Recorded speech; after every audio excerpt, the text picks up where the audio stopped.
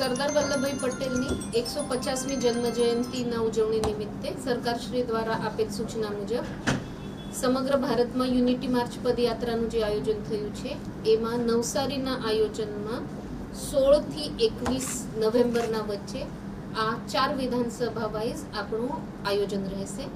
આ વિધાનસભામાં જે 175 નવસારી જિલ્લા કક્ષાનું આયોજન રહેશે. બાકી 3 વિધાનસભામાં આપણે તાલુકા કક્ષાનું વિધાનસભા કક્ષાનું આયોજન રહેશે.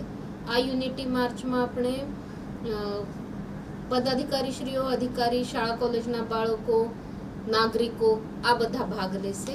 આ પદયાત્રામાં આપણે એવું નક્કી કરેલું હોય છે પોલીસ, એનસીસી અધિકારી, ચૂંટાયેલા પ્રતિનિધિ, એની સાથે જ એનજીઓ લોકો, સિટીઝનના બધા કાઉન્સિલના લોકો, આ રીતનું ઇન્ડિપેન્ડન્ટ લોકો પણ સાથે જોડાય એવા પ્રયત્નો કરવામાં આવે છે.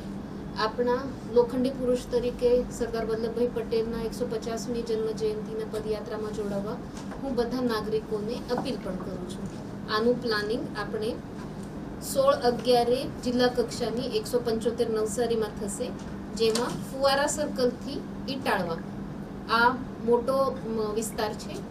આપણે જે પદયાત્રા કરવાની છે એ 8 થી 10 કિલોમીટરનું અંતર છે.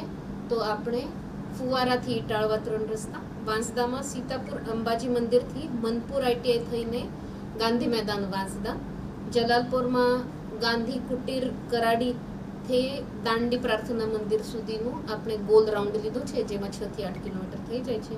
અને 176 ગણદેવીમાં 21 તારીખે આંતલિયાથી બિલીમોરા આ રીતનો આપણે રૂટ રાખ્યો છે. દરેક જગ્યા પર સરદાર પટેલના વિચારોને ઉજાગર કરવામાં આવે, એની સાથે જ રાષ્ટ્રને એક કરવા માટે, બંધારણ એક રાખવા માટે અને લોકોમાં યુનિટી જળવાય એના માટે આ પદયાત્રાનું આયોજન કરવામાં આવે છે.